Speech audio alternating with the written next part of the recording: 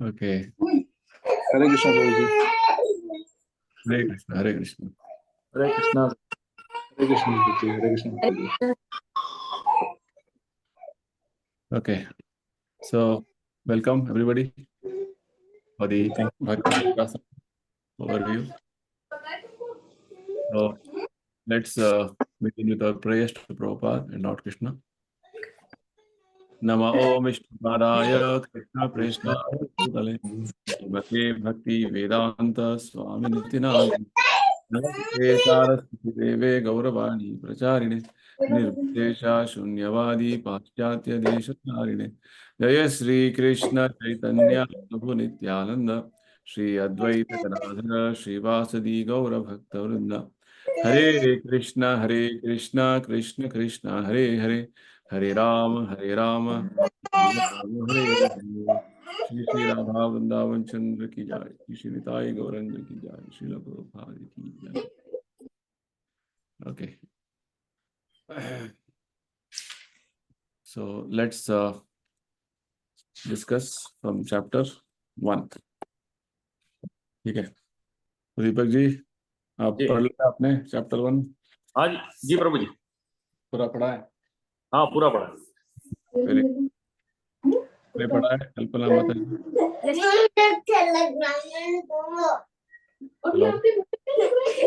हरे कृष्णा। कल्पना माता जी आपने पढ़ लिया? यस प्रभु जी। Good good. पढ़ लिया? हाँ, हरे कृष्णा प्रभु जी। सचिन फेवरेट? हाँ, यस प्रभु जी। Good. Ram is read. Hare Krishna हो हरे कृष्णा हरे कृष्णा। ज्यादा क्लास का बस। हरे कृष्णा माता जी। आज राम का फूड में है। राम के अभी वो क्लास लग गई है थोड़ी सी, इसलिए राम अच्छा, को पिटाई लग गई राम की। अध्याय 1 ठीक से नहीं पढ़ा लगता है। जी। लेट्स बिगिन और डिस्कशंस। ठीक है, तो फर्स्ट चैप्टर जो है इसमें 46 श्लोकास है। तो यहाँ पे कुछ भगवान बोलने रहे हैं, ठीक है। The first chapter has 46 versus. Lord is not speaking, Lord Krishna is not speaking. ये भगवत गीता में ये फर्स्ट चैप्टर का क्या इंपॉर्टेंस है ये समझना है, बिकॉज लोगों का ये बिकॉज फर्स्ट चैप्टर में आपने देखा है युद्ध शुरू होने वाला था, दुर्योधन जाता है अपने गुरु से Dronacharya,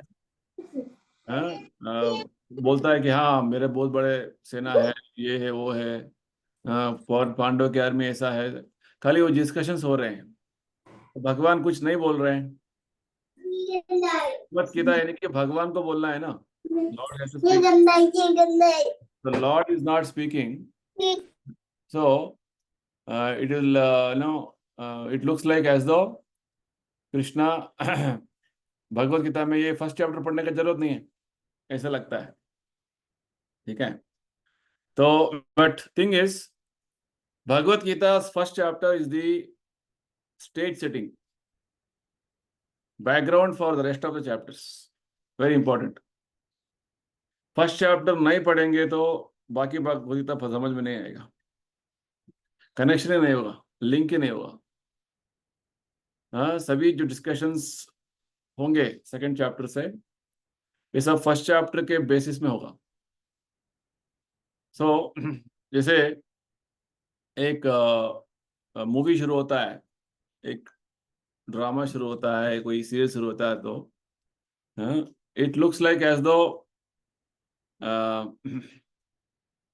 first the background is given, यानी कि सेटिंग कौन सा सीन है क्या होगा इसका कुछ सेटिंग देते हैं, बैकग्राउंड सेटिंग देते हैं, है ना। एक विलेज सेटिंग होगा, एक लड़का था जो बहुत मेहनत कर रहा था, इस तरीके से कुछ बैकग्राउंड देते हैं। तो Bhagavad Gita actually is part of Mahabharata. Mahabharata बहुत बड़ा महाग्रंथ है, जहाँ पे 1 लाख श्लोक है। पूरा भारतवर्ष का इतिहास है, history of the greater India. तो Mahabharata is one small portion of this, sorry, Bhagavad Gita is one small portion of Mahabharata. यानी कि महाभारत का जो हिस्टोरिकल इंसिडेंट्स है वो सारे कनेक्टेड है भगवत गीता का टीचिंग्स में। तो ये इतिहास जो है, इस इतिहास, महाभारत इज दी हिस्ट्री, इतिहास है। इतिहास से बहुत सारी चीजें हमें सीखने को आता है, सीखने को मिलता है। इसलिए इस इतिहास को हमें समझना है, पढ़ना है। और भगवत गीता स्पेसिफिकली ये है कि भगवान अर्जुन को इंस्ट्रक्शंस दे रहे हैं, ठीक है। वो सेकंड चैप्टर से शुरू होता है, फिर भी बैकग्राउंड समझना इंपॉर्टेंट है। So in that context if you see, first chapter is more और less like a introduction of characters, introduction of the background, जैसे हिंदी में बोलते हैं भूमिका। क्या क्या भूमिका कौन कौन जो है संभालेगा और क्या पात्र निभाएगा, इस तरीके से।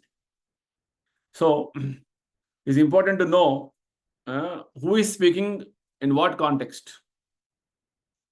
किस परिस्थिति में, किस हालत में, किस बैकग्राउंड में ये बात हो रहे हैं, समझना इंपॉर्टेंट है। क्योंकि कभी कभी बैकग्राउंड पता नहीं चलता है, तो we can not connect with the context is important. That's why first chapter is very crucial for us to understand. And first chapter में in that way, first chapter is sort of a introduction to the rest of the Bhagavad Gita's teachings, ठीक है। Similarly 18th chapter जो है वो भी भगवत गीता का in one sense it is a conclusion, ठीक है। First chapter is introduction, second chapter also is a conclusion of the whole Bhagavad Gita, 18th chapter also is a conclusion of whole Bhagavad Gita. So first chapter introduction, second chapter conclusion of entire Gita. Bhagavad Gita भगवान जो बोलने वाले हैं सब कुछ तो सारांश में बताते हैं। और 18th चैप्टर में पूरा जो जो बताया उसका पूरा सार बताते हैं। तो प्रभुपाद जी बोलते हैं 3rd chapter to 17th chapter is what the actual teachings of Krishna is, ठीक है। तो ये ओवरव्यू समझना थोड़ा इंपॉर्टेंट है, क्योंकि should not lose the track, ठीक है। देन तो भगवत गीता का बैकग्राउंड महाभारत का जो हमने अभी बताया, तो Mahabharata is a history of greater India which happened 5000 years ago। 5000 साल पूर्व जो भारतवर्ष में इतिहास हुआ था, उसका रिकॉर्ड है। तो भारत का इतिहास जो है, the history of greater India is in Mahabharata, ठीक है। तो हमने सब महाभारत को सुना है, देखा है, सीरियल में चीजें पता है। दुर्योधन है, धृतराष्ट्र है, कैरेक्टर सब हमें फेमिलियर है ना। सो ये जो महाभारत युद्ध जो का जब बात आता है, क्योंकि ये भगवत गीता का जो टीचिंग्स होता है, ये युद्ध में, युद्ध क्षेत्र में होता है, बैटल फील्ड में होता है। That is one more important context. कहाँ पे क्या हो रहा है, कॉन्टेक्स्ट समझना इंपॉर्टेंट है। That's why you should be very clear on the background. ये इसलिए first chapter is called background. इस बैकग्राउंड में हमें भगवत गीता पढ़ना है। बाकी चैप्टर्स का जो जो इंस्ट्रक्शंस कृष्णा देते हैं उसके हिसाब से हमें पढ़ना है, ठीक है। तो महाभारत का हिस्ट्री में आई नॉट गेट इनटू डिटेल्स। एक फैमिली में जो है पॉलिटिक्स इतना चल रहा था कि one party, that is Dhritarashtra and party. Dhritarashtra was blind by birth. वो जन्म से अंधे थे, तो उनको राज्य शासन करने के लिए नहीं दिया गया.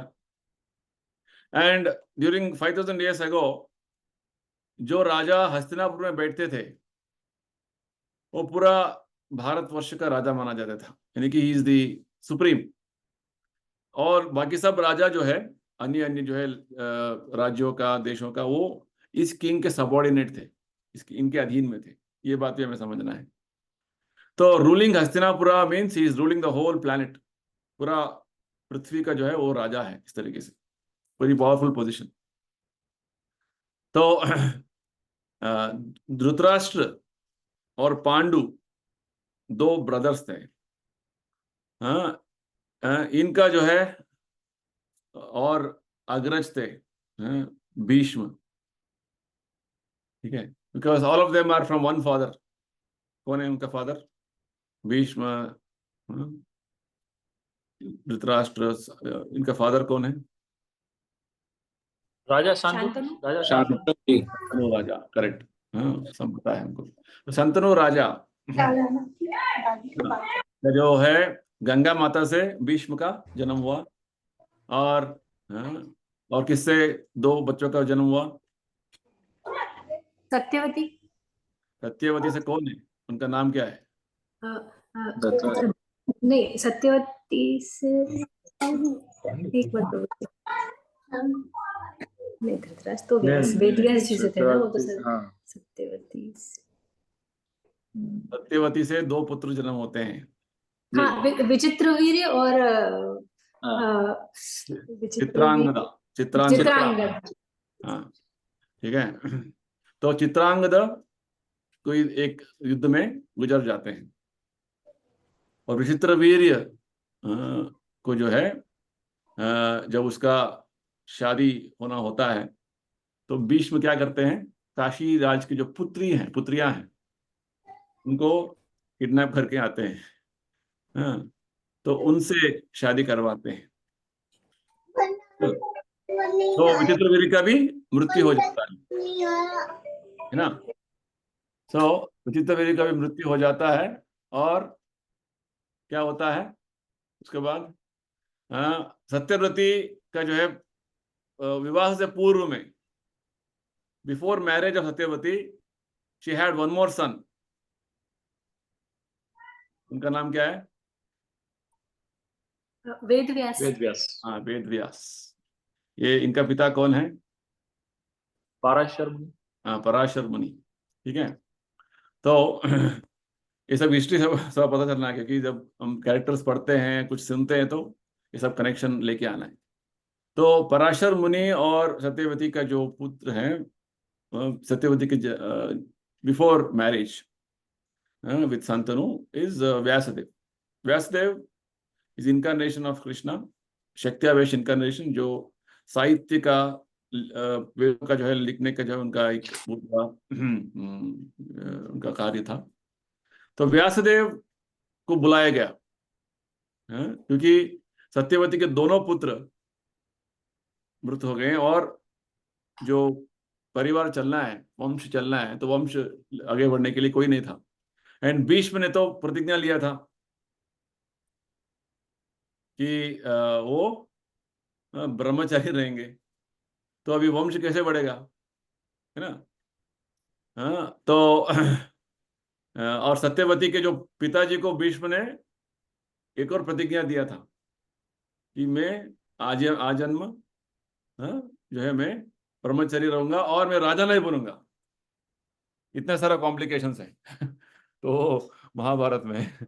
तो इस understand the whole background, then understand. See, पूरा महाभारत में जो है ना, सब लोग ड्यूटी कॉन्शियस थे और धर्म के आचरण में बहुत कर्तव्यनिष्ठ थे. That is very important to understand. वही जो दुर्योधन एंड पार्टी जो है, वो धर्म के आचरण में ढीले ढीले थे, वो आचरण नहीं करते. दिस व्हाट धर्म अधर्म का जो संग्राम. और बहुत सारे ऐसे जो परिस्थितियों में धृतराष्ट्र ने क्या किया, भीष्म ने क्या किया, पांडवों ने क्या किया, कौरवों ने क्या किया, everything is based on principle of धर्म, ये बात है। तो लेट अस गो फास्ट।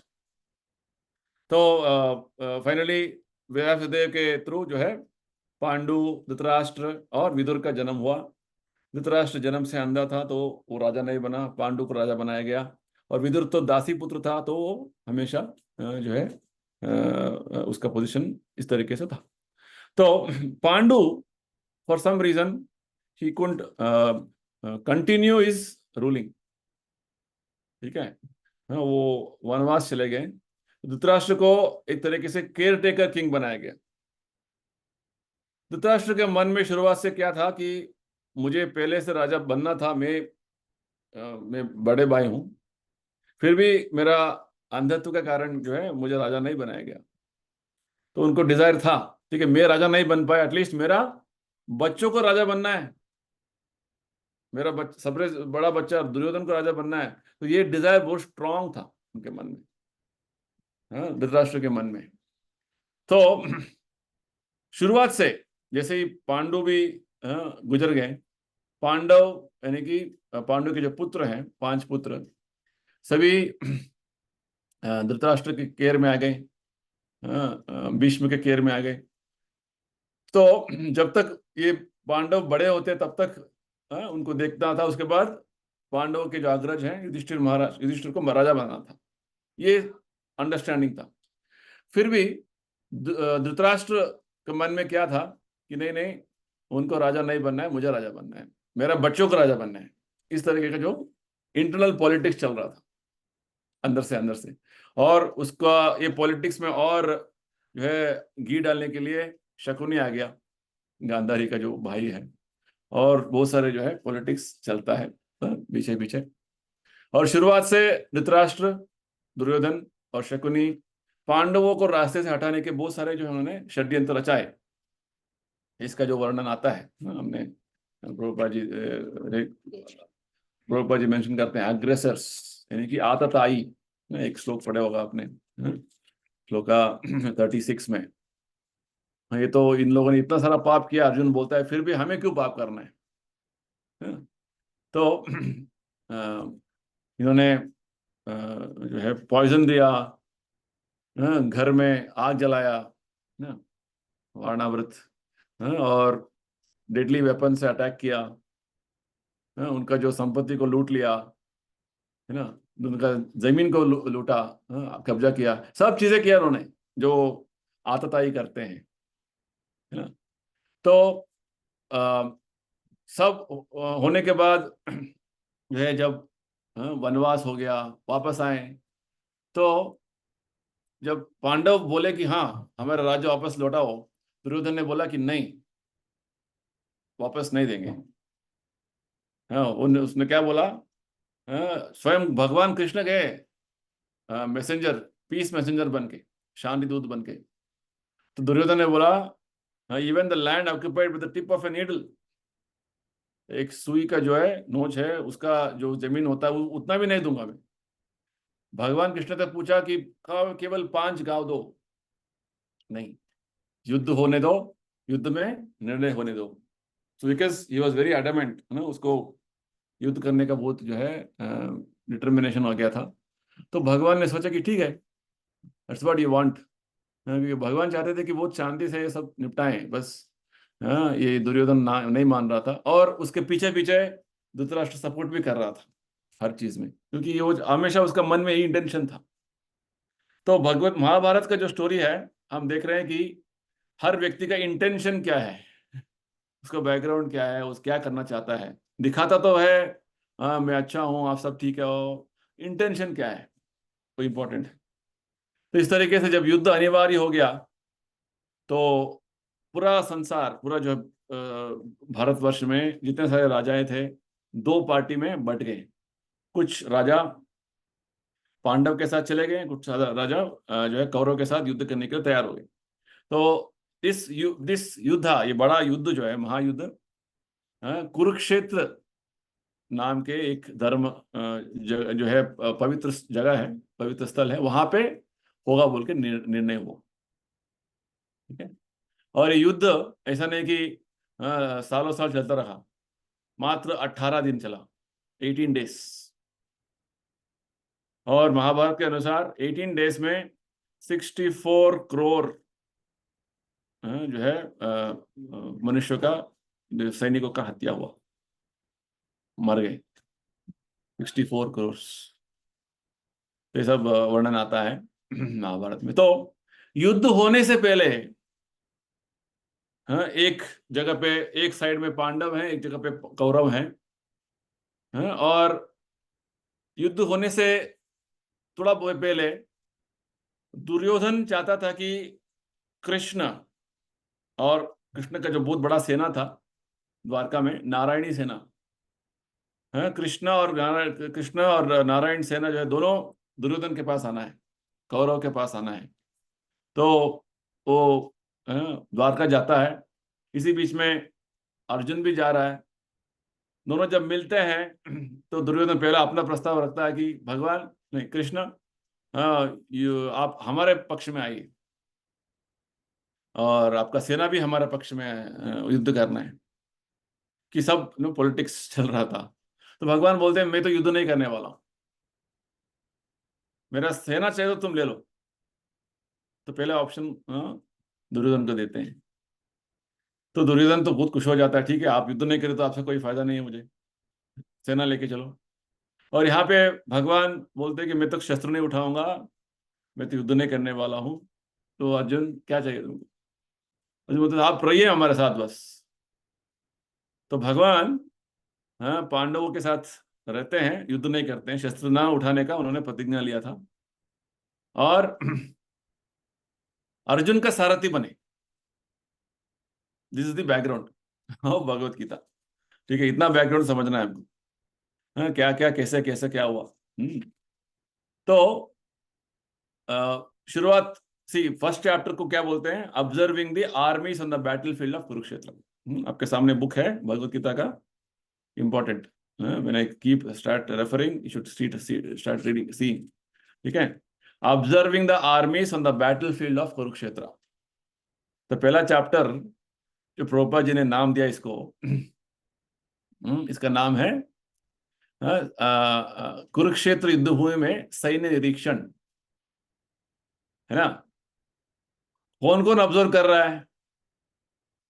तो व्यासदेव ने जब महाभारत में भगवत गीता को इंक्लूड किया था, इस चैप्टर का नाम है अर्जुन विषाद योग। ठीक है, अर्जुन विषाद करता है तो प्रभुपाद जी ने अप्रोप्रिएटली एक टाइटल दिया है हमारा अंडरस्टैंडिंग के लिए। ठीक है, इस परंपरा अंडरस्टैंडिंग। तो observing the armies on the battle field, यहाँ पे हाँ,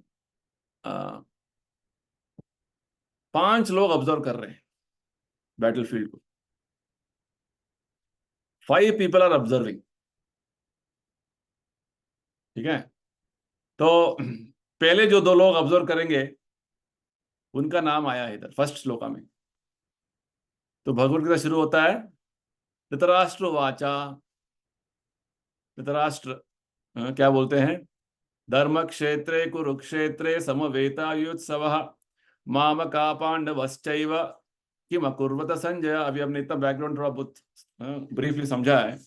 तो धृतराष्ट्र कौरवों का पिता है, दुर्योधन एंड पार्टी। दुर्योधन का, सॉरी, धृतराष्ट्र का 100 पुत्र थे, एक पुत्री थी। तो उनका पिता धृतराष्ट्र वो केयरटेकर राजा था।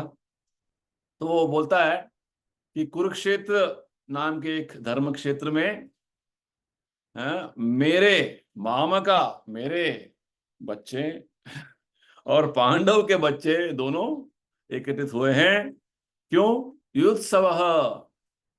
युत्सव मीन्स युद्ध करने के लिए इच्छुक होके। प्रोपा जी बोलते हैं युत्सु। ये शब्द अभी भी जापान में यूज होता है, एक फाइटिंग होता है युत्सु। देखिए मल्ल युद्ध होता है ना, रेसलिंग, वहां पे उसको युत्सु बोलते हैं। ठीक है, तो युयुत्सवः, युद्ध करने के लिए दोनों सेना आए हैं। उसके बाद क्या हुआ? किम अकुर्वता संजय, उन्होंने क्या किया? तो प्रभुपाद जी बोलते हैं यहाँ पे स्पष्ट तरीके से धृतराष्ट्र का मन का विचार समझ में आ रहा है। हाँ, धृतराष्ट्र के मन में बहुत सारा शंकाएं आ गए थे, डाउट्स आ गए थे, और धृतराष्ट्र को काफी सारा डर भी लग गया था। क्योंकि अभी ये निर्णायक युद्ध होने वाला है, राजा कौन बनेगा। अभी इतना साल तो उन्होंने किस तरीके से मैनेज किया, धोखा करके, छल से, और गैम्बलिंग मैच से, बहुत सारा जो है छल करके उन्होंने अपना काम चलाया। अभी ये युद्ध जो है निर्णायक युद्ध है, महाभारत युद्ध। प्रभुपाद जी बोलते हैं इतिहास में दो बड़े महायुद्ध हुए, एक रामायण युद्ध और दूसरा महाभारत युद्ध। दोनों में भगवान कृष्ण अलग अलग उनके अवतार में थे, और उस दोनों युद्धों का जो हीरो है वो महान भक्त है। जैसे रामायण युद्ध में हनुमान महान जो है हीरो थे, और इस युद्ध में अर्जुन जो भगवान के भक्त हैं वो बहुत बड़े हीरो हैं, इस तरीके से। तो धृतराष्ट्र का मन का जो भावना इस श्लोक से पता चल रहा है, ये साधारण प्रश्न नहीं है। It is loaded with lot of anxiety. क्योंकि प्रभुपाद जी बोलते हैं जैसे आपके सामने बहुत बड़ा प्रसादम का थाली रख दिया, तो आप क्या करेंगे? देखते रहेंगे क्या? आप तो खाएंगे, प्रसाद लेंगे। तो धृतराष्ट्र का प्रश्न जो है इस तरीके का जो है उसको क्या होगा, इसका जो है निर्णय क्या होगा, what is the decision going to happen, उसको डाउट आ गया। क्यों? क्योंकि अभी युद्ध जो होने वाला है धर्म क्षेत्र में होने वाला है। धर्म क्षेत्र मीन्स इन द वैदिक कल्चर, प्रभुपाद बोलते हैं लोग जब धर्म क्षेत्र में जाते हैं, तीर्थ क्षेत्र में जाते हैं, मंदिर में जाते हैं, तो थोड़ा बहुत अपने पाप जो सोच और पाप के जो कार्य करने से पीछे हटते हैं, धर्म कार्य करने का सोचते हैं। लोग, आदमी जो झूठ भी बोलता है तो सच बोलता है उधर जाके। इस तरीके से कहीं मेरे बच्चों का, मेरे बेटों का जो मन तो बदल नहीं गया, वो पांडव के साथ कॉम्प्रोमाइज तो नहीं कर लिया उन्होंने, तो ये डर था। और उसको पता था वो अधर्म में मार्ग में चल रहा है, फिर भी वो चांस ले रहा था, क्योंकि उनके जो है ग्रुप ऐसा था कि नहीं नहीं हम ट्राई कर लेंगे, हम कर लेंगे, हो जाएगा। इसका इस तरीके का जो एक बैकग्राउंड है। तो प्रभुपाद जी इस श्लोक का जो परपट के अंत में लिखते हैं, as in the paddy field the unnecessary plants are taken out, so it is expected from the very beginning of these topics that it is in the righteous field of Kurukshetra, where the father of religion Sri Krishna was present, the unwanted plants like Dhritarashtra's son Duryodhana and others would be wiped out, and thoroughly religious persons headed by Yudhishthira would be established by the Lord. तो ये important है। तो प्रभुपाद बोलते हैं ये importance है धर्म क्षेत्र कुरुक्षेत्र शब्दों का। भगवत गीता के हर शब्द का बहुत सारे मीनिंग होते हैं। ये मीनिंग हम अपने स्पेकुलेशन से नहीं करते हैं, ये आचार्य के परंपरा के माध्यम से हमें समझना है। ठीक है, तो ये इस तरीके से शुरू होता है दुर्योधन का क्वेश्चन, और ठीक एक दुर्योधन क्वेश्चन का आंसर जो है हमें अंत में मिलता है। अभी शुरुआत में तो संजय बहुत सारे बातें बोलते हैं। 18.78 में दुर्योधन का जो प्रश्न का उत्तर है, 18 चैप्टर का लास्ट श्लोका में दुर्योधन जो है धृतराष्ट्र का प्रश्न का उत्तर है। क्या हुआ युद्ध क्षेत्र में?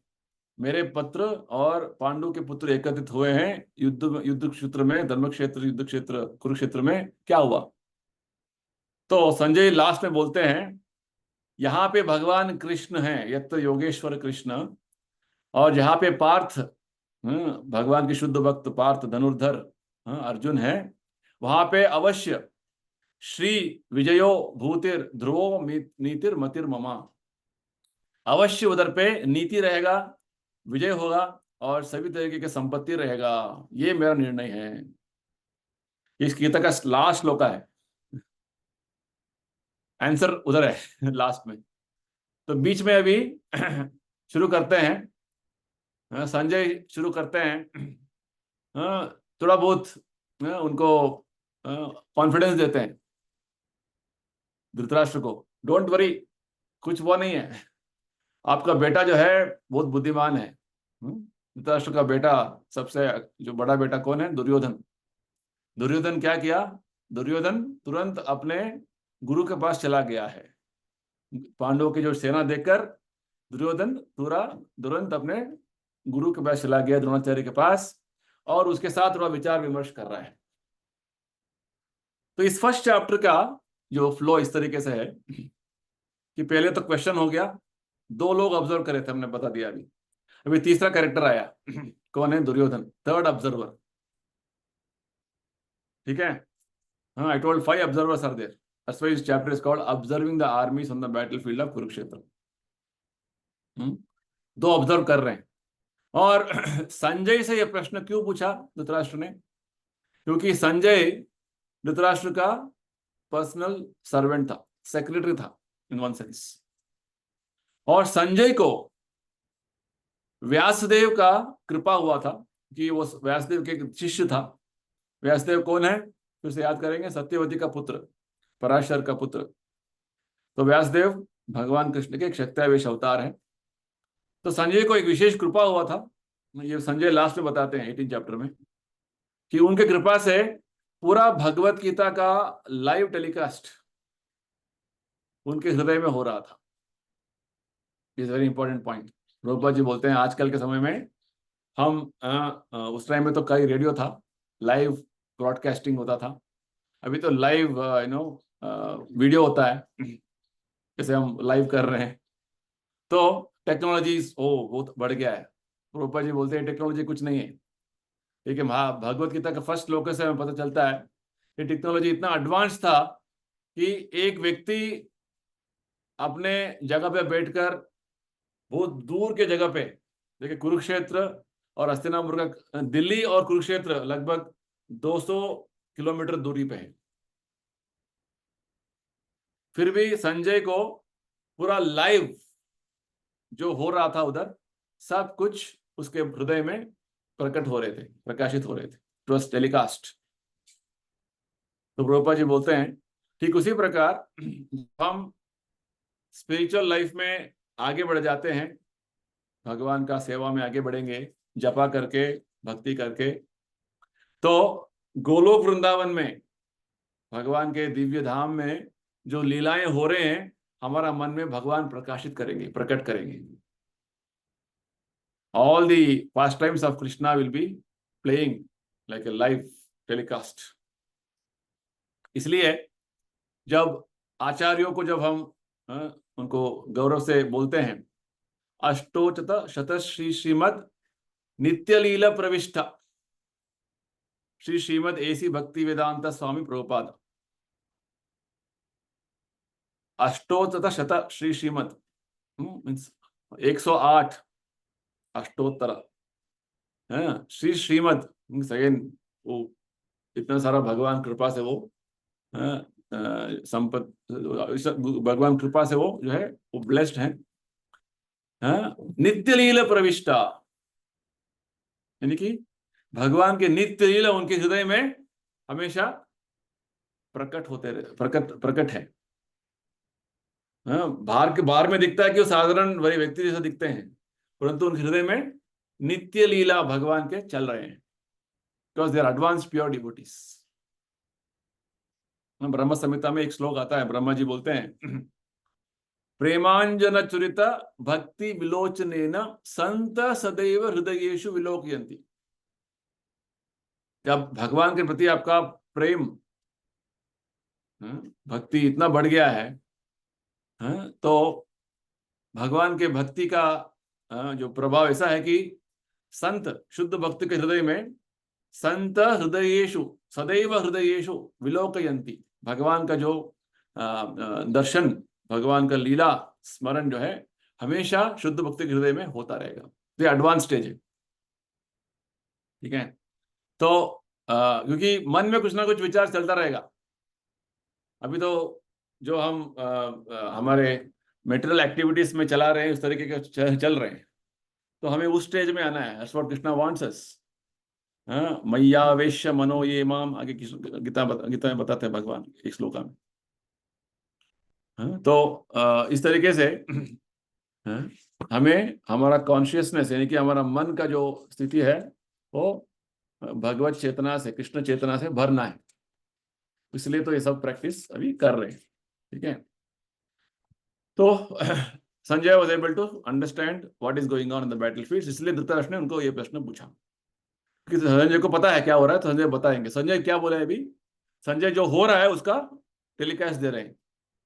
संजय ने क्या बोला? तो ये सभी वार्तालाप जो हो रहा है संजय और धृतराष्ट्र के, तो हस्तिनापुर पैलेस में हो रहा है, और कुरुक्षेत्र युद्ध भूमि अलग से जो है एक जगह पे क्या हो रहा है उसका लाइव टेलीकास्ट संजय बता रहे हैं। तो वहां पे क्या हुआ? दुर्योधन तुरंत अपने गुरु के पास गया, क्योंकि Dronacharya was the commander in chief, सेनापति थे। उनको ये बताने के लिए situation is tense, not no. Duryodhan का विचार में क्या था?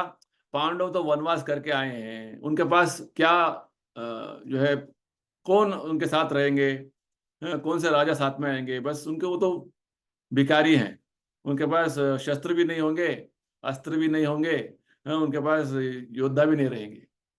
जैसे ही दुर्योधन ने देखा बहुत बड़ा सेना, थोड़ा वो उसको डर लग गया।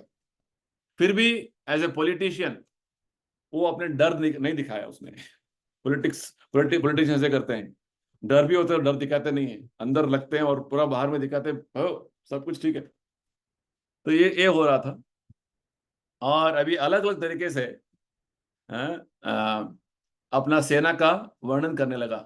हाँ, हमारे सेना में ये बहुत बड़े योद्धा हैं, ये है भीष्म है, द्रोणाचार्य है, आप है, और कर्ण है, अश्वत्थामा है, ये बड़े बड़े योद्धा हैं, ये सब लोग मेरे लिए पूरा जीवन त्याग करने के लिए रेडी हैं। इस तरीके से वो वर्णन करने लगा, है ना। तो साथ ही साथ वो पांडवों के जो सेना में जो योद्धा हैं वो भी देख रहा था कि ये सेना अवलोकन कर रहा है, ऑब्जर्व कर रहा है, कौन कौन है हमारे सेना में, कौन है इनके सेना में, कौन है, थोड़ा अवलोकन कर रहा है, ऑब्जर्व कर रहा है। ठीक है, ठीक है। तो उसके हिसाब से, दुर्योधन के हिसाब से हमारा सेना बलशाली है, इज वेरी स्ट्रांग, क्योंकि हमारा सेना में सबसे बड़ा जो है स्ट्रेंथ हमारा कौन है? भीष्म। भीष्म जो अजेय हैं, वो तो कोई उसको हरा नहीं सकते हैं। उनके साथ, उनके पास कितने सारे बड़े बड़े अस्त्र हैं, और वो तो उन्होंने प्रण लिया हुआ है, प्रतिज्ञा लिया हुआ है कि हस्तिनापुर का शासन, हस्तिनापुर के जो सिंहासन को बचाएंगे। तो ये सब दुर्योधन को पता था। तो इनडायरेक्टली दुर्योधन जो है अलग तरीके से द्रोणाचार्य को भी समझाना चाहता था कि द्रोणाचार्य, आप तो पांडवों के प्रति आपका ज्यादा प्रेम है, झुकाव है, सावधान, अभी युद्ध है, तो ये सब छोड़ दीजिए, अभी आप हमारे पक्ष में रहना है। पूरा जो है हमारे पक्ष में जो आपको युद्ध करना है उस तरीके से युद्ध करना है। ऐसा नहीं कि पक्षपात नहीं करना है, नो पार्शियलिटी। जैसे आपका अर्जुन जो है आपको बहुत अच्छा स्टूडेंट है आपका, नहीं अभी सब वो सब चीजें जो है नहीं करना है। ठीक है, इस तरीके से। तो प्रभुपाद जी बोलते हैं एक जगह पे, युद्ध शुरू होने से पहले अर्जुन ने एक बाण छोड़ा था, जो जाकर जो है द्रोणाचार्य के पैरों तक आके गिरा, और इसे नमस्कार कर रहा है अपने गुरु को। ठीक है, तो सी एटिकेट्स जो है, आचार जो है, सब फॉलो कर रहे थे युद्ध में। तो इस तरीके से शुरुआत का जो है कुछ श्लोकास में दुर्योधन किस तरीके से पूरा देख रहा है कौन कौन है, और द्रोणाचार्य को थोड़ा एनकरेज कर रहा है कि आप पार्शियलिटी नहीं करना है, और यहाँ तक कि भीष्म को भी इनडायरेक्टली बता रहा है कि हाँ, आप बहुत बड़े योद्धा है, आपके समान कोई नहीं है, आपके समान भीष्म तो बस तुच्छ है। श्लोक 10 में बोलते हैं, अपर्याप्तम तदस्माकं बलम भीष्माभिरक्षितम पर्याप्तम तदमेतेषम बलम भीमाभिरक्षितम। तो भीष्म को इतना सारा जो है वो उसको बड़ा चढ़ावा दे रहा था कि भीष्म तो इतने बलिष्ठ हैं, भीम कौन है, भीम तो बस तुच्छ है। तो जैसे ही उसको लगा कि खाली मैं भीष्म का बढ़ावा कर रहा हूं, उसका प्रशंसा, उनके प्रशंसा कर रहा हूं, तो बाकी सब लोग सोचेंगे कि हम कुछ नहीं है। तुरंत उसने बोला नेक्स्ट श्लोका में, हाँ फिर भी आप सब लोग भीष्म का सहायता करिए क्योंकि वो वृद्ध हैं। इस श्लोका नंबर 11 में देखेंगे 11 श्लोका में देखेंगे। हाँ, आप सभी भीष्म भीष्म भीष्म का सपोर्ट करिए। अयनेषु सर्वेषु यथा भागम अवस्थितः भीष्म विवाह भी रक्षन्तु। भीष्म का जो रक्षा में रही है हमेशा। एक जगह बोलता है भीष्म इज ऑल पावरफुल, उनके समान कोई नहीं है, और नेक्स्ट मोमेंट बोलता है नहीं नहीं आप सब सपोर्ट करिए। ये पॉलिटिक्स है। तो दुर्योधन जो है एक्सपर्ट पॉलिटिशियन था। हाँ, जैसे पॉलिटिशियंस बोलते हैं ना, कुछ बोलते हैं आज, कल फिर से अलग बोलते, यू टर्न ले लेते हैं, नहीं नहीं मैंने ऐसा बोला था। पॉलिटिक्स है। जो जुबान जो है वो सीधा नहीं रहता है। बोलते हैं अलग ही बोलते हैं, कुछ उल्टा उल्टा बोलते रहते हैं। जैसे आजकल के समय इलेक्शन के टाइम में क्या होता है, एक पार्टी से जंप होता है, उधर से इधर जंप, ये पॉलिटिक्स है। तो दुर्योधन वाज अ पॉलिटिशियन। तो ये 11 श्लोक तक हमने समझा, 3 लोगों ने ऑब्जर्व किया। जैसे ही भीष्म को जो है इसने इतना उकसाया, दुर्योधन ने क्या किया, उसको एनकरेज करने के लिए अपना शंख बजाया। पितामह भीष्म अपना शंख, सिंहनादम विनद्योच्चै, वो शंखनाद जो था वो सिंह के नाद जैसा बहुत बढ़िया था। शंकम ददमो प्रतापवान। और जैसे ही भीष्म ने अपना शंख बजाया, बाकी सब जो सेना थी उधर पे, सेना में उस टाइम में क्या बहुत सारे जो इंस्ट्रूमेंट्स हुआ करते थे, वाद्य हुआ करते थे, जिसे यहाँ पे बताते हैं शंख, भेरी, प्रणव, गोमुख, ब्यूगल, ट्रम्पेट, ड्रम, हॉर्न्स। ये सब किस लिए थे? प्रभुपाद जी बोलते हैं कि ये सब एक तरीके से एंथुसियाज्म, टीम स्पिरिट क्रिएट करने के लिए। से आप स्कूल में मार्च पास्ट किया होगा आपने, कुछ ड्रिल्स किए होंगे, तब तक तो कुछ ड्रम रहते, ढम ढम ढम, तो अलर्टनेस और इस तरीके से एनर्जी आने के लिए जो है। तो एकदम जब जैसे ही भीष्म ने अपना शंख नाद किया, मैं रेडी हूं, तो पूरा सेना में, कौरव सेना में अलग अलग इंस्ट्रूमेंट से ये साउंड आने लगा, बड़ी साउंड आने लगा कि हम भी तैयार हैं। तो कौरव सेना रेडी है। अभी संजय बोल रहा है, हाँ पांडव सेना में क्या हो रहा है? इस श्लोक 14 में बताते हैं संजय, हाँ वहां पे कृष्ण अर्जुन एक ही रथ पर बैठे हैं, और ये रथ साधारण रथ नहीं है, उसका वर्णन करते हैं। इस रथ में 4 अश्व हैं, 4 white horses. Very important is, details समझना इंपॉर्टेंट है। तथा श्वेतेर हयेर युक्ते, 4 जो है सफेद घोड़े हैं। और भगवान, उनको माधव बोलते हैं। माधव क्योंकि ये लक्ष्मी का पति है, लक्ष्मीपति, इसलिए इनको माधव बोलते हैं। और इनके जो हाथ में शंख है वो साधारण शंख नहीं है, उसको दिव्य शंख बोलते हैं।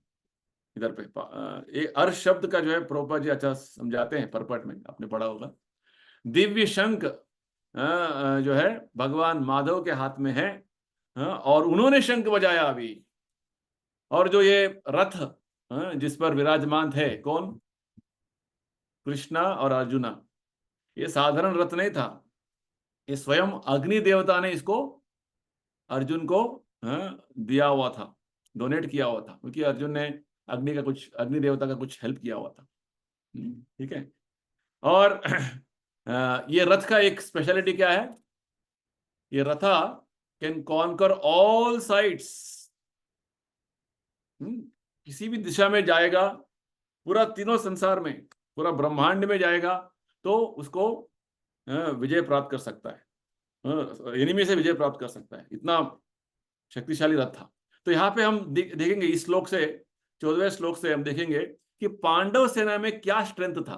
पहले स्ट्रेंथ क्या है, सबसे बड़ा स्ट्रेंथ भगवान स्वयं है। यहाँ पे भगवान है, लक्ष्मीपति है, तो और क्या चाहिए आपको। पूरा लक्ष्मी का जो है कटाक्ष, लक्ष्मी कटाक्ष हो जाएगा हमको, ये पहला साइन है। और रथ जो है साधारण रथ नहीं था, अग्नि ने दिया था, एंड इट इज अजय रथ है वो। और नेक्स्ट जो है, अभी भगवान कृष्ण के हाथ में जो शंख का नाम बताते हैं, क्या नाम है, पांचजन्य।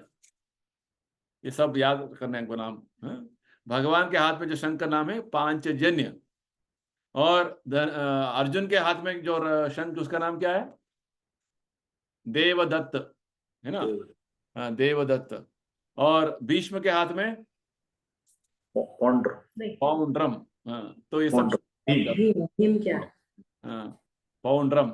और इस तरीके से युधिष्ठिर महाराज के हाथ में अनंत विजया, नकुल के हाथ में सुघोष, सहदेव के हाथ में मणिपुष्पक, और बाकी सब अन्य राजाओं के हाथ में भी अलग अलग शंख थे। यानी कि हर योद्धा के हाथ जो है, बड़े योद्धा के हाथ में एक शंख था, उसका जो है एक विजय का संकेत है, जो शंख बजा के बोलते थे हम तैयार हैं। ठीक है। तो यहाँ पे एक इंपॉर्टेंट बात प्रभुपाद जी बताते हैं, भगवान का अलग अलग नाम से इधर संबोधन हो रहा है, और ये सब संजय बोल रहा है। माधव, अभी नेक्स्ट ऋषिकेश, ये भी बहुत बड़ा इंपॉर्टेंट भगवान का नाम है। ऋषिकेश यानी कि जो हमारे इंद्रियों का स्वामी, भगवान कृष्ण इंद्रियों का स्वामी है, उनको ऋषिकेश बोलते हैं। और अर्जुन को धनंजय बोल रहे हैं। धनंजय यानी कि जो धन का अर्जित करके जो जिस धन को जीत के आए हैं। पांडवों को एक समय जब युधिष्ठिर महाराज राजा बने हुए थे बीच में, तो पांडवों को कुछ धन का आवश्यकता था, तो अर्जुन ने धन का व्यवस्था किया हुआ था, इसलिए उसको धनंजय बोलते हैं। ठीक है। तो और भीम जो है वृकोदर, की बहुत वोरेशियस ईटिंग, बहुत ज्यादा जो है बुक्कड़ बोलते हैं ना, खाते रहते हैं। तो it is why it is Prabhupada ji बोलते खाली खाने का नहीं है। भीम जो है वो बहुत बलशाली भी थे, उनके साथ उनको जो है 10,000 हाथियों का बल था। सो खाली खाना नहीं है और सो जाना नहीं है, और काम भी करना है, प्रभुपाद जी बोलते हैं। तो दिस हाउ इट इज। तो ये सभी योद्धा पांडवों के पक्ष में, बड़े बड़े योद्धा जो हैं, उन्होंने एक साथ अपना शंख बजाया। ठीक है। और एक और बात जो है प्रभुपाद जी हमें बताते हैं कि जब जैसे ही ये शंख बजे पांडवों के पक्ष में, तो श्लोका 19 में देखिए, जैसे ही ये शंख जो नाद इतना जो है प्रभावशाली रहा, अप्रोरियस बोलते हैं इधर, ठीक है। तो ये सभी दुर्योधन पार्टी का जो अलग कौरव पार्टी का जो उनके हार्ट शैटर हो गए।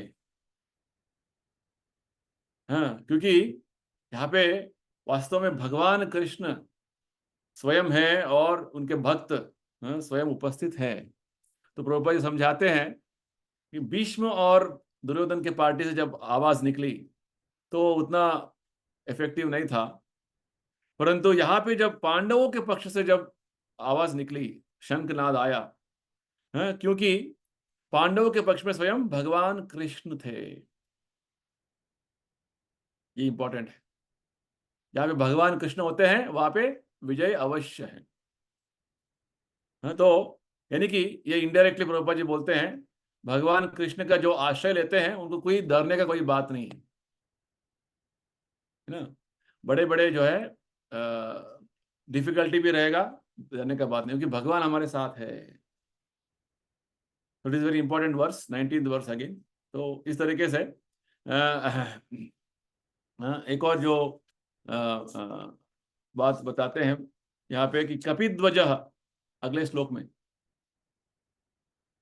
ये रथ जो है ना, आप थोड़ा ऑब्जर्व कीजिए, ये फ्रंट पे ऑब्जर्व कीजिए, ये 4 अश्व हैं, सफेद अश्व हैं, श्वेत अश्व, और ये रथ जो है अग्नि देवता ने दिया हुआ था।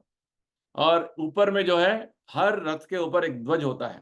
जैसे पूरी यात्रा में हर जो है रथ के ऊपर एक ध्वज होता है, ध्वज में एक सिंबल होता है, एक चिन्ह होता है। तो इस ध्वज के ऊपर चिन्ह क्या था?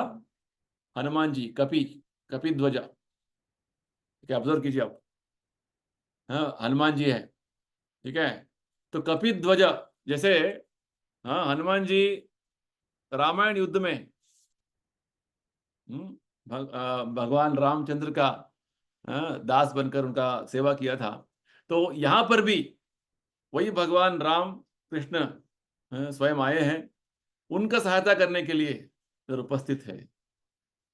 यानी कि स्वयं भगवान कृष्ण उपस्थित हैं, और भगवान कृष्ण दिव्य पुरुष हैं, उनके सभी शक्तियां उनके साथ है, और रथ बहुत पराक्रम जो है रथ है वो, और साथ में स्वयं हनुमान जी का कृपा, हनुमान जी उपस्थित है। इतने सारे जो है एक जो इनडायरेक्टली संजय जो है धृतराष्ट्र को इंडिकेशन दे रहा है, इतने सारे विजय के संकेत हैं, साइंस ऑफ विक्ट्री, ठीक है। तो ये हमें ऑब्जर्व करना है इधर पे। तो यानी कि इनडायरेक्टली हिंट कर रहा है धृतराष्ट्र को कि जीत पाना मुश्किल है, क्योंकि यहाँ पे देख रहे हैं कि अलग ही तरीके का जो वातावरण है, ठीक है। तो इसी बीच में क्या हुआ, ये तो शुरू होने वाला था। Next portion way to understand from 21st onwards. अभी हमने 3 लोगों का ऑब्जर्वेशन समझा हुआ है, धृतराष्ट्र, संजय और दुर्योधन, ठीक है। तो 4th personality entering the situation, ठीक है, उसका बात शुरू होता है। अर्जुन वाचा 21-22, है ना। अर्जुन क्या बोलते हैं? दोनों सेनाओं के बीच में मेरा रथ लेके चलो, सेनयोर उभयोर मध्य रथम स्थापयामि अच्युत। भगवान के अच्युत बोल रहे हैं, अच्युता, यानी कि देखिए कितने सारे नाम है भगवान के, पूरा गीता में हमें समझने को आता है। एक एक भगवान का नाम पे अलग ही उसका एक मीनिंग है जो उस कॉन्टेक्स्ट में रेलेवेंट है। यहाँ पे भगवान इज सुप्रीम लॉर्ड, फिर भी भगवान एक ऐसा जो पोजीशन लिया हुआ ने, जैसे एक सर्वेंट का, जैसे हमारा कार है तो हमारा कार के ड्राइवर हमारा मास्टर नहीं, हम मास्टर है उनका, है ना। तो यहाँ पे देख रहे हैं कि भगवान ने एक सर्वेंट का रोल निभा रहे हैं, ड्राइवर का रोल निभा रहे हैं, फिर भी उनका पोजीशन जो है हमेशा वो गिरा हुआ नहीं है, वो हमेशा आध्यात्मिक दिव्य स्तर पे हमेशा रहता है। इसलिए उनको अच्युत बोलते हैं। च्युत यानी कि गिर जाना, अच्युत यानी कि नहीं गिरना, इनफैलिबल बोलते हैं। तो द्रौपदी जी समझाते हैं सब कुछ परपट में, मैं उस डिटेल्स में नहीं जाऊंगा, आप पढ़िए। मैं चाहता हूं कि आप पढ़कर नेक्स्ट सेशन में फिर से कुछ क्वेश्चंस है तो पूछिए, उसके बाद हम नेक्स्ट चैप्टर शुरू करेंगे। तो इस तरीके से अर्जुन का इच्छा था कि दोनों सेनाओं में कौन कौन है, और विशेषकर दुर्योधन की सेना में, कौरव की सेना में कौन कौन योद्धा आके जो युद्ध करने के लिए आए हैं, ताकि उसका स्ट्रेंथ, बलाबल जो है थोड़ा मैं उसका निरीक्षण करूं, ऑब्जर्व करूं, ताकि मैं युद्ध किस तरीके से क्या करना है मैं थोड़ा प्लान करूंगा। ये उसका विचार था, ठीक है। तो जैसे ही भगवान ने अर्जुन के बात सुनकर सेनाओं के बीच में रथ लेके आ गए, क्योंकि ये देखिए इसे भी युद्ध शुरू होने वाला है। एक साइड से तो शंख बज गए, दूसरे साइड में शंख बज गए, युद्ध कभी भी शुरू हो सकता है। तो इस समय में अर्जुन जो है अभी बोल रहा है कि थोड़ा बहुत लेके चलिए रथा को, दोनों सेना के बीच में देखना है मुझे, समय नहीं था। प्रभुपाद जी बोलते हैं पूरा भगवत गीता का जो भगवान ने बोला, कितना टाइम लगा होगा? प्रभुपाद जी बोलते हैं 30 minutes to 40 minutes, that's all. उससे ज्यादा नहीं हुआ है। हमें पूरा लाइफ चाहिए पढ़ने के लिए भगवत गीता को, ठीक है। जो इसलिए Arjun half an hour 45 minutes में पूरा सुन लिया, पूरा उसने समझ लिया और जो करना है वो किया। हम पूरा जीवन पढ़ते हैं फिर भी समझते नहीं है। प्रभुपाद जी बोलते हैं ये डिफरेंस है लेवल ऑफ इंटेलिजेंस का। अर्जुन कितना बुद्धिमान था, यानी कि 5000 ईयर्स बैक लोगों का जो इंटेलिजेंस कितना शार्प था, अभी क्या हो गया। ठीक, एनीवे आगे बढ़ेंगे। तो अर्जुन जैसे ही बोला, भगवान लेके आए दोनों सेनाओं के बीच में। अभी अर्जुन ऑब्जर्व कर रहा है, फोर्थ पर्सन क्या कर रहा है। वहां देख रहा है कि भीष्म, द्रोण और बड़े बड़े जो है अलग अलग योद्धा खड़े हैं। he describes about 10 different grades of relatives। Prabhupada ji बोलते हैं पितृ, पितामह, आचार्य, मातुल, भ्रातृ, पुत्र, पौत्र, सखी, ससुर, सुहृद। देखिए जब जो हिंदी में जो है ना, अभी ससुर बोलते हैं, स्वसुर इधर पे हैं, और पुत्र, पौत्र, हैं, और मातुला, मातुला यानी कि माँ की तरफ जो मामा बोलते हैं, मातुला, ठीक है। भ्रातृ यानी कि ब्रदर्स, ठीक है। इस तरीके से अलग अलग जो है श्रेणियों का अपने ही संबंधियों को देख रहे हैं दोनों सेनाओं में। कोई शत्रु नहीं है, आवर ओन रिलेटिव्स। तो ये सब देखकर जो है अर्जुन का माइंड चक्कर आने लगा उसको। ये हमारे बंधु हैं, हमारे ही स्वजन हैं, हमारा लोग खड़े हैं। तो उसको क्या हुआ, कृपया परया विष्टो, श्लोका 27 में लिखते हैं, संजय बोलते हैं कृपया परया विष्टो विशीदम इदम अब्रवीत। He was overwhelmed with compassion। करुणा से उभर के आ गया उसका मन में, अरे मेरे ही रिश्तेदार खड़े हैं, मेरे ही स्वजन खड़े हैं, इनके साथ युद्ध करना है। ओ हो। अभी श्लोका 28 से इस अध्याय के अंत तक अर्जुन का बातें हैं। अर्जुन 4 कारण देते हैं युद्ध क्यों नहीं करना है। 4 reasons he gives, very important to understand। और इन 4 कारणों का जो है जो अर्जुन का जस्टिफिकेशन है, उसको भगवान उसको आंसर देते हैं 2nd चैप्टर में। Very important, how it is, continuity is there. तो ये नहीं समझेंगे फर्स्ट चैप्टर तो 2nd चैप्टर में क्या बोल रहे हैं, कनेक्शन लिंक नहीं होगा, ठीक है। तो पहला रीजन देता है इस श्लोका 28, 29, 30, 30 श्लोका में है। वो बोल रहा है क्योंकि अपने स्वजनों के ऊपर उसका इतना अटैचमेंट है, और उसके प्रति इनका जो है करुणा है, क्योंकि अपने लोग के बारे में ज्यादा हमारा इंटरेस्ट है ना। तो वो बोल रहा है कि मेरा हाथ से गांडीव धनुष फिसल रहा है, और मेरा मुंह सूख रहा है, मेरा शरीर कांप रहा है, मेरा रोम जो है रोमांचन हो रहा है। इस तरीके से बहुत सारे जो एक सिम्टम्स बताता है कि मेरे ही लोगों को, जैसे आपको आपके हाथ में रिवॉल्वर करके बोला कि ये आपके अंकल है, ये आपके पिताजी, मरो, तो आपके हाथ कामने लगते हैं ना। माइंड में क्या क्या विचार आएंगे, ये सब चीजें हो रहे हैं। हाँ, भ्रमति च मे मनः विपरीतानि, विपरीत है, विपरीत हो रहा है भगवान। मैं सोचा कि मुझे अपने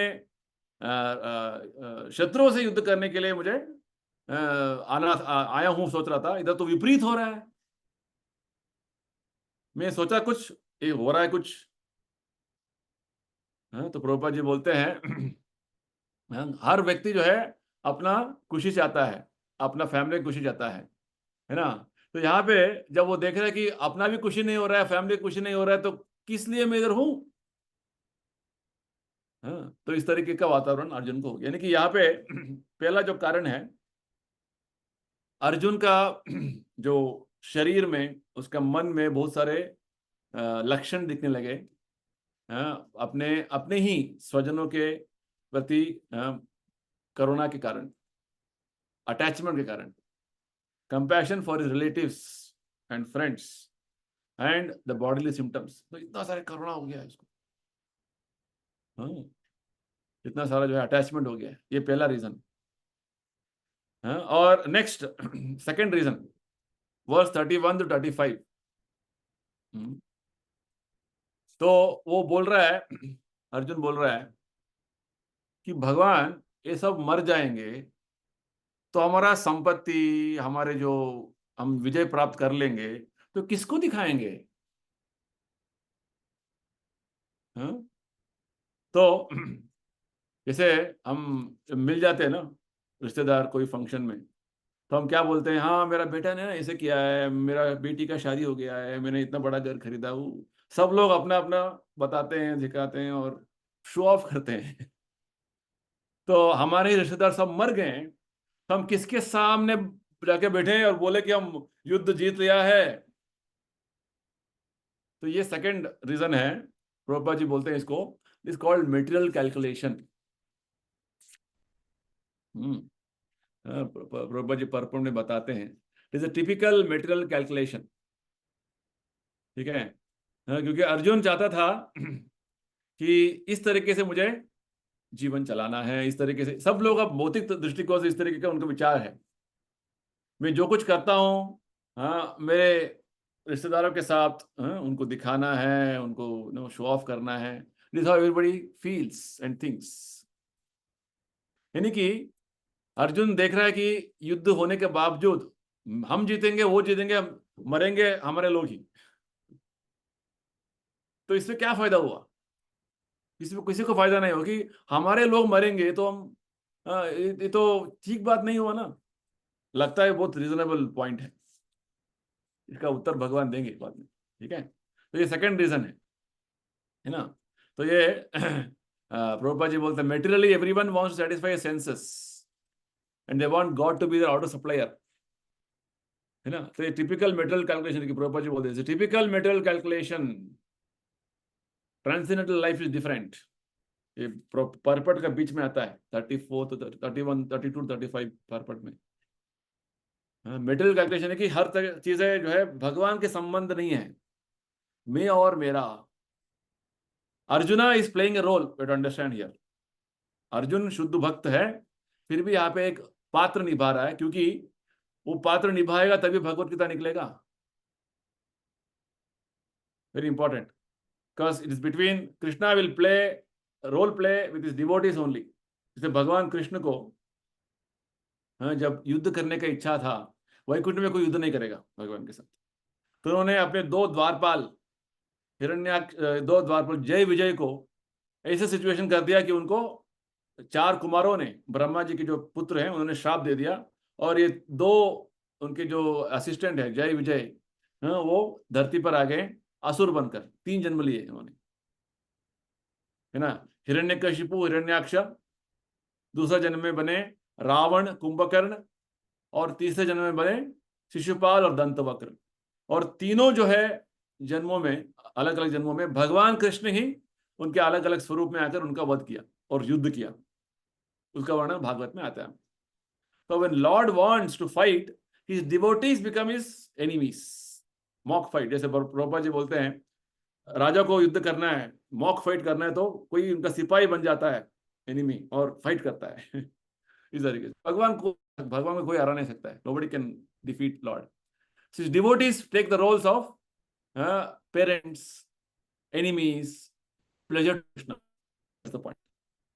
ठीक है, तो यहाँ पे मेटेरियल कैलकुलेशन में क्या है, हम जो है भगवान को छोड़ दिया है और केवल हमारा माइंड में मैं और मेरा, मैं शरीर हूं, मेरे शरीर के संबंध में लोग हैं, ये कैलकुलेशन। जो Arjun is playing the role of a ordinary person now for Bhagavad Gita to come out. ठीक है, तो ये सेकंड रीजन है। तो फर्स्ट रीजन क्या था? पहला कारण था, हाँ, अर्जुन को करुणा से इतना वो अभिभूत हो गया था, हाँ, स्वजन यानी कि अपना बॉडी कलेक्शन के साथ। प्रभुपाद जी बोलते हैं स्किन डिजीज है। स्किन डिजीज यानी कि मैं और मेरा, और इसके प्रति जो है भावनात्मक हो जाना। और दूसरा है, सेकंड रीजन क्या है, अरे सब लोग नहीं रहेंगे, किसके साथ में शेयर करूं, किसके साथ रहूं मैं, नहीं नहीं नहीं सब चाहिए, means there is no use, ये सब युद्ध करके विजय प्राप्त करने भी कोई फायदा नहीं है। Second reason. Third reason shloka 36 to 38 देते हैं, 3 श्लोकास में। यहाँ पे वो बताते हैं कि हाँ, दूसरा पार्टी बहुत पाप किया उन्होंने, वो आतताई है। आतताई यानी कि 6 तरीके के लोग हैं जो बहुत बड़े पाप करते हैं, उनको वध करने से भी कोई हमें पाप नहीं लगेगा, क्योंकि शास्त्र में बोलते हैं। फिर भी हम तो धार्मिक है, हम सोच समझ सकते हैं, हमें क्यों पाप करना है उनको मार के। यानी कि ज्यादा वो बुद्धिमान बनने का सोच रहा है अर्जुन। धार्मिक ग्रंथों में बताया गया है कि जो आतताई अग्रेसर्स हैं उनको मार सकते हैं, कोई पाप नहीं लगेगा, but Arjun want to be more better. तो यहाँ पे अर्जुन का एक भक्त का जो लक्षण हमें दिख रहा है, भक्त जो है किसी को हानि पहुंचाना नहीं चाहता है। तो we are seeing a parallel personality of Arjuna with regard to one side is playing a role of an ordinary person, other side is actually having some symptoms of a pure devotee also exhibited. ये बात भी हमें देखना। तो तीसरा कारण था, अर्जुन बोल रहा है इनके साथ युद्ध करके जो है, इनको मार के जो है हमें क्या पाप करना है, पाप हमें लगेगा। तो फियर ऑफ सिंफुल रिएक्शंस, ये तीसरा कारण है। ठीक है, तो fourth reason, last reason, this is from shloka 39 to 43। यहां पे अर्जुन बोलता है कि कुल का नाश हो जाएगा और इसका बहुत सारे बुरे परिणाम होंगे, harmful effects of destroying family tradition is the fourth reason.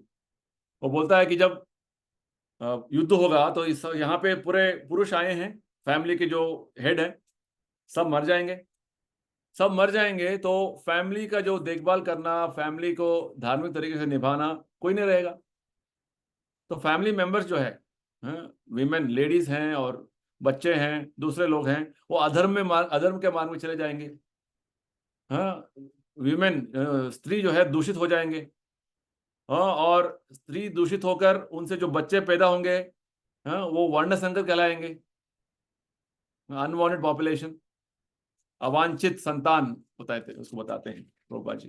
तो वर्ण संकर हो जाएगा। वर्ण संकर यानी कि कौन माता कौन पिता पता नहीं है। प्रभुपाद जी बोलते हैं ये हिपीस ऐसे हैं, कौन माता कौन पिता नहीं, बस घूम रहे। तो हिपी का ऐसा होता है, और ये हिपी यानी कि हेडेक सोसाइटी के लिए। सोसाइटी में ऐसा वातावरण हो जाता है कि नरक का वातावरण हो जाता है, हेलिश सिचुएशन हो जाता है, और ये सब का कारण हम मरेंगे, इसलिए युद्ध नहीं करना है। इस तरीके से अर्जुन 4 कारण देता है, और लास्ट में बताता है अर्जुन 44 45 श्लोका में कि भगवान कैसे जो है विपर्यास हो गया है इस परिस्थिति में कि हम केवल राज्य सुख के लिए, रॉयल हैप्पीनेस के लिए हम युद्ध कर रहे हैं, और मैं चाहता हूं कि हम निशस्त्र रहें, पांडव और हमारा सेना, और धृतराष्ट्र की जो सेना है दुर्योधन पार्टी, वो शस्त्र लेकर आकर हमें हम पर वार भी करे तो हम शस्त्र नहीं उठाएंगे। एकदम अलग ही तरीके से बोल रहा था वो अर्जुन। यानी कि अर्जुन कभी कभी जब इमोशनल हो जाते हैं ना लोग, इमोशनल होने पर अपना दिमाग का जो है स्टेटस खो बैठते हैं और पागल जैसा बोलते रहते हैं। तो अर्जुन का ये हालत हो गया था। बोल तो रहा है कि रीजनेबल थिंग्स बोल रहा हूँ, इस तरीके से शास्त्र में बोलते हैं कि युद्ध करने से ऐसा होगा, शास्त्र में मैंने सुना है, फोर्थ रीजन। तो फिर भी जो बोल रहा है कि वो परिस्थिति के हिसाब से वो ठीक नहीं था। वो क्या ठीक नहीं था, कैसे ठीक नहीं था, भगवान समझाएंगे आगे। ठीक है, तो इतना बोलकर जो है अर्जुन चुप हो गया, और संजय लास्ट श्लोक में बोलते हैं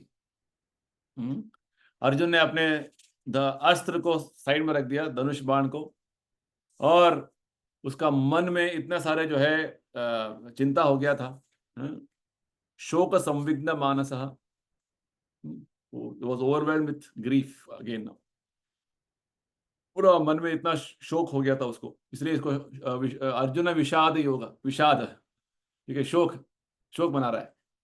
अरे मेरे ही रिश्तेदारों को मारना है, मुझे युद्ध करना है, तो आगे क्या हुआ? It's very interesting. गीता का जो पूरा टॉपिक्स जिस तरीके से प्रेजेंट किया हुआ है, इंटरेस्टिंग है। जैसे युद्ध होने वाला था और इसने ऐसे देखकर ऐसे हो गया, इसको युद्ध हुआ नहीं हुआ, तो ये क्वेश्चन आएगा। तो क्या होगा आगे, अगला चैप्टर से हमें देखने को मिलेगा, ठीक है। So along with Bhagavad Gita instructions, many instructions, it's a nice story line. जैसे एक थ्रिलर मूवी में होता है हाँ, एक ड्रामा में होता है, सस्पेंस, क्या हुआ, उसके बाद क्या हुआ, उसका माइंड चेंज हुआ नहीं हुआ, युद्ध किया नहीं किया, इस तरीके से पूरा सस्पेंस है और बहुत इंटरेस्टिंग है Bhagavad Gita. It is first chapter. तो फर्स्ट चैप्टर में हमने देखा there are 5 observers, Dhritarashtra, Sanjay sitting in Hastinapura, Duryodhan trying to assess his army and other armies and boasting himself, वो अहंकार में बोल रहा है कि हाँ सब ठीक है, हो जाएगा, हमारे पास भीष्म है, आप है, वो है, हो जाएगा। और उसको पता नहीं था कि अदर साइड में, पांडव साइड में भगवान स्वयं थे, जो माधव है, लक्ष्मीपति है, और वो दिव्य व्यक्ति हैं, पुरुष हैं, और साथ में रथ, स्पेशल रथ है। अर्जुन भी साधारण व्यक्ति नहीं था, उसको बहुत सारे देवताओं ने वर दिया था, बहुत सारे जो दिव्यास्त्र का, और साथ ही स्वयं हनुमान जी उपस्थित थे, रथ पर विराजमान थे, बजरंग जी, कपिध्वजा। तो इतना सारा जो है जीत का, विजय का संकेत उतर पे थे पांडव के पक्ष, और स्वयं पांडव भगवान कृष्ण के भक्त थे। और जब भक्त होते हैं तो अभय, भजुहु रे मन श्री नंदन नंदन अभय चरणार विंदरे। जब भक्त हमेशा जो है भगवान के चरण का स्मरण करते हैं तो उनका डरने का कोई बात नहीं, अभय, ठीक है। तो इस तरीके से जो संजय भी ऑब्जर्व कर रहा है इधर, देखिए मैं बोला धृतराष्ट्र, संजय और दुर्योधन। अभी अर्जुन क्या ऑब्जर्व किया उसने, इतने सारे रिलेटिव्स हैं, हमारे रिलेटिव्स हैं, हमारे ही लोग हैं, दोनों सेनाओं में, मरेंगे तो हम ही मरेंगे, हमारे लोग ही मरेंगे, नुकसान हमारा ही है, तो इस युद्ध करने का क्या फायदा है। तो 4 रीजन देता है। First reason, overwhelmed with compassion, पूरा करुणा से उभर गया, क्योंकि मेरे लोग हैं, इनको मारने से कोई फायदा नहीं है, मारने से तो है हमारा ही जो है नुकसान है। दूसरा रीजन बोलता है कि हम उनको मार के विजय भी प्राप्त करेंगे, कैसे भोग कर सकते हैं, भोगा, यानी कि भोग करने का कोई मतलब ही नहीं है, नो एंजॉयमेंट, क्योंकि जीत होने से हम, no some victory is there, you will enjoy, no there is no enjoyment, no enjoyment. किम भोगे जीवितेन वा, तो इस तरीके से नो एंजॉयमेंट। वो इस तरीके से देख रहा है, वो इस तरीके से हो जाएगा, हमें आनंद नहीं मिलेगा इनको मार के, जीत प्राप्त करने के लिए आनंद नहीं मिलेगा। Third reason, fear of sinful activities, हम इनको मार के बहुत बड़ा अधर्म करेंगे और जो है वो, और हमें जो है और बड़ा जो है उसका रिएक्शन मिलेगा, इस तरीके से उसका रीजन है। और तीसरा, चौथा, हम इस युद्ध में भाग लेने से हम कुल का जो है मर्यादा को, कुल का जो जो आचार है, विचार है, उसको नाश करेंगे, कुल का विनाश करेंगे हम, और इससे क्या होगा, समाज में जो है बहुत सारा डिस्टर्बेंस हो जाएगा। ये चौथा रीजन है, डिस्ट्रक्शन ऑफ फैमिली ट्रेडिशन। इस तरह की इतना बोलकर जो है अर्जुन वो शोक ग्रस्त हो जाता है और बैठ जाता है। This is chapter 1. ठीक है, so I given you overview only, I didn't get into details. आप पढ़िए। हाँ बोलिए। एक 5वां कौन है प्रभु जी? जैसे 4 तो ये हो गए, 5वें भगवान ही हो गए एक तरीके से, हाँ ऑब्जर्वर। भगवान है, इसलिए मैंने नहीं बोला। भगवान है, भगवान देख रहे हैं, इसलिए ऋषिकेश। ऋषिकेश यानी कि इंद्रियों का स्वामी, वो तो सब देख रहे हैं, राइट। सबका मन देख रहे हैं, राष्ट्र के मन में क्या देख रहे हैं। हाँ, इसलिए ऋषिकेश यानी कि वो इंद्रियों का स्वामी है। He is the fifth observer, always in everybody's heart. Right. Correct, he is the fifth observer. तो इसलिए इस चैप्टर का जो टाइटल है सैन्य निरीक्षण, कौन कौन कर रहा है, ये 5 पर्सनैलिटीज कर रहे हैं। ठीक है, तो this is the summary overview of this first chapter. क्या आप पढ़िए, सुनिए, प्रभुपाद जी का लेक्चर सुनिए, हर श्लोक का लेक्चर है। तो और समझ आएगा ये चैप्टर इज इंपॉर्टेंट। इस बेसिस में जो है आगे जो भगवान बीच बीच में बोलते रहते हैं, शोक क्यों कर रहे हो। हाँ, और जो राज्य लाभ से क्या है वो सब बताएंगे आगे। कनेक्ट करना होता है हमको, ये पॉइंट से आगे कनेक्ट करना होता है जी। भगवान जब बोलते हैं। तो इस तरीके से कंटिन्यूटी है।